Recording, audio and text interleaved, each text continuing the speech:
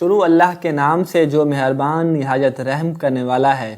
داستان حضرت یوسف علیہ السلام آپ کی خدمت میں بیان کی جا رہی ہے۔ پچھلی ویڈیو میں ہم نے حضرت یوسف علیہ السلام کی بازار مصر میں خریداری کا واقعہ بیان کیا تھا۔ آج کی ویڈیو میں زلیخا کا حضرت یوسف علیہ السلام سے عشق اور زلیخا کا حضرت یوسف علیہ السلام کو دعوت گناہ دینا اور ایک شیر خوار بچے کا حضرت یوسف علیہ السلام کے حق میں گواہی دینا اور مصر کی عورتوں کا ہاتھ کاٹنے کا واقعہ بیان کریں گے۔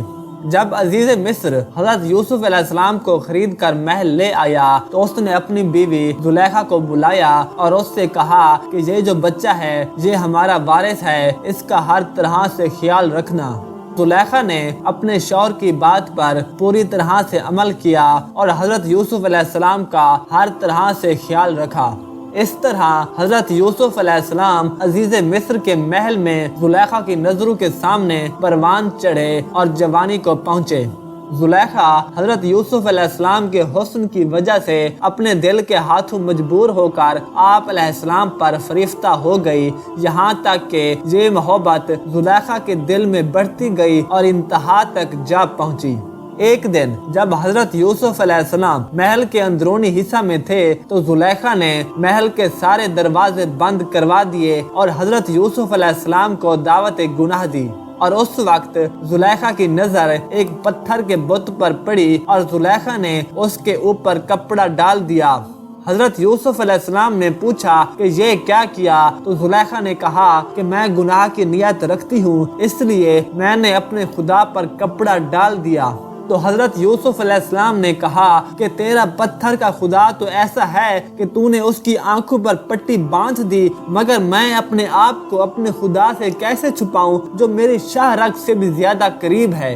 حضرت یوسف علیہ السلام اپنے آپ کو زلیخا سے بچانے کے لیے دروازے کی طرف دوڑے۔ حضرت یوسف علیہ السلام جس کمرے میں تھے اس کے 7 دروازے تھے اور سب کے سب مکفل تھے۔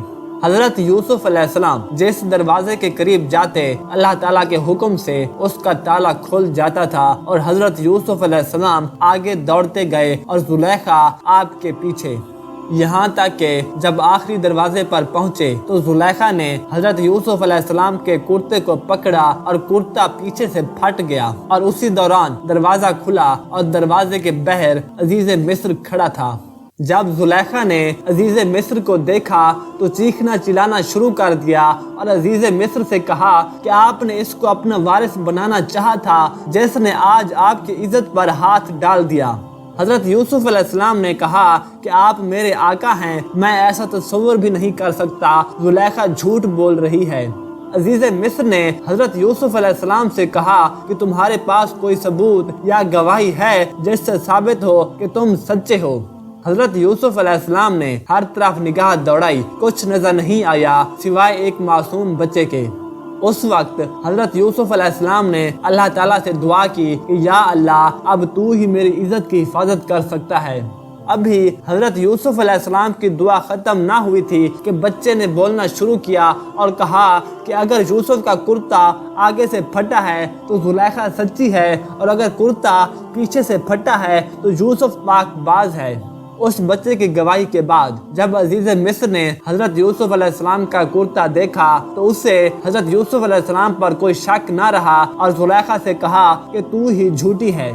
اس واقعے کی خبر جب مصر میں پھیلی تو مصر کی عورتیں زلیخا پر طعنہ تشی کرنے لگیں کہ تو ایک غلام پر دل ہار بیٹھی۔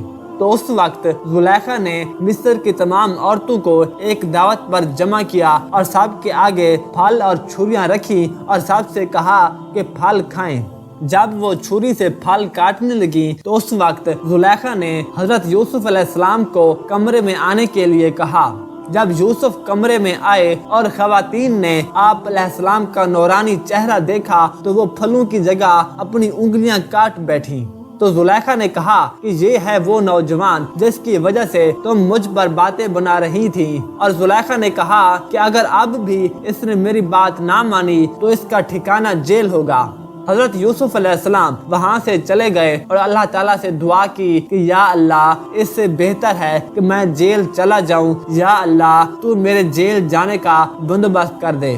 حضرت یوسف علیہ السلام جیل میں کیسے گئے اور وہاں سے آپ کو دوبارہ رہائی کیسے ملی، اگلی ویڈیو میں بیان کریں گے انشاءاللہ عز و جل۔